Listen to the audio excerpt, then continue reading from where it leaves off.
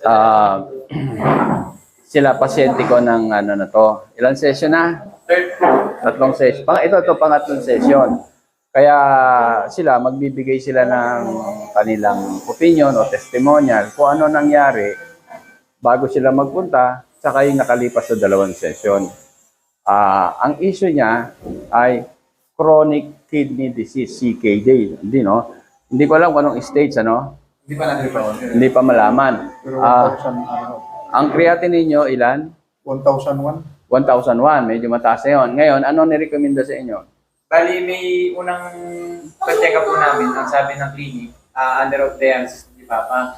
Ngayon, ang base namin sa experience namin, yung dialysis kasi nakakatakot na kapag once na Nasimulan, ano? nasimulan, tuloy-tuloy na 3 months. 3 sa 1 week, 3 times a day, 3 times daw po. Oo. So sa amin, yung tita ko tsaka side ng papa ko, nag-usapan namin kung pwede i-dialysis namin si papa. Ngayon, maraming side ng mama ko at papa ko na kontra sa dialysis. Ayaw nila magpa-dialysis si papa. Hanggat mamayari, hanggat may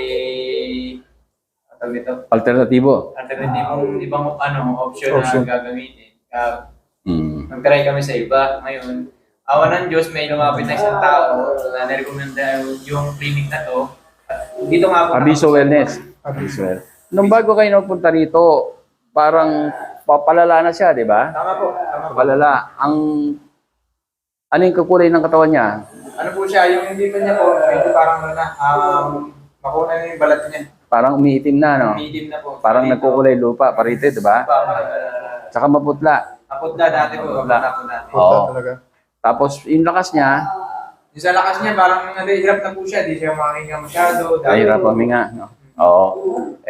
Yun, yung dalawang session natin, ano nangyari? Yung unang session muna, ano nangyari? Sa unang session, pagkatapos ng session ng therapy nido, pagkakit ni Papa sa hagdanan, napansin niya yung dating hingil ay nawala. Nawala, ano, sa Maganda yung unang session. naging impact sa May- session. Magandang ano. Pero napansin ko sa unang session, nagbago na rin yung kulay niya, di ba? Opo. Nagbago. Malaki oh. Oo. Ano, Pero ngayon, di kalawang session, yun ang resulta, mas lalong gumanda. So, Maganda yung kulay. Paano yung lakas nyo? Ito, hindi pa tayo nag-interview.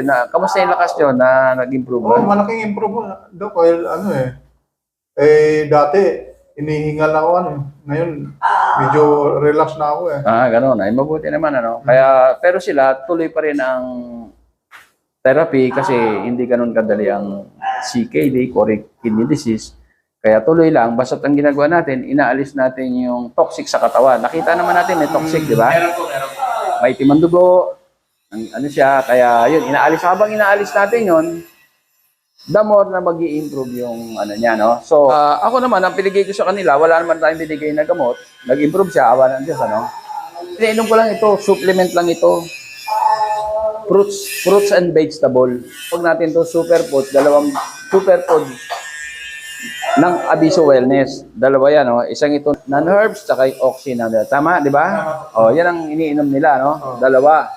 Kaya tutuloy lang nila yon, ano? Nakatulong. At ito yung laman niya, no? Napakarami prutas at gulay, ha? Tingnan nyo kung ano yan, ha? I-scan mo. Yun, ha? Prutas at gulay. Diyan ako nagkaroon ng award. Ayan. Inventor of the Year. Kaya ako nagkaroon ng Inventor of the Year. Dahil marami ako natulungan dito mula sa may cancer, may tumor, maliit, nawala na, may stroke, high blood, diabetes, yan nga, isa na yung kidney. Kaya, eto, totoong ano to, no? Baga sa hindi tayo nag-hype kasi sila naman ang pasyente at network. Dahil ngayon, napakaraming may sakit na kidney problem. Awan ng Diyos sa tulungan natin, ha? Sige, tuloy lang siya, ha? Tuloy lang kayo, ha? thank you. Okay.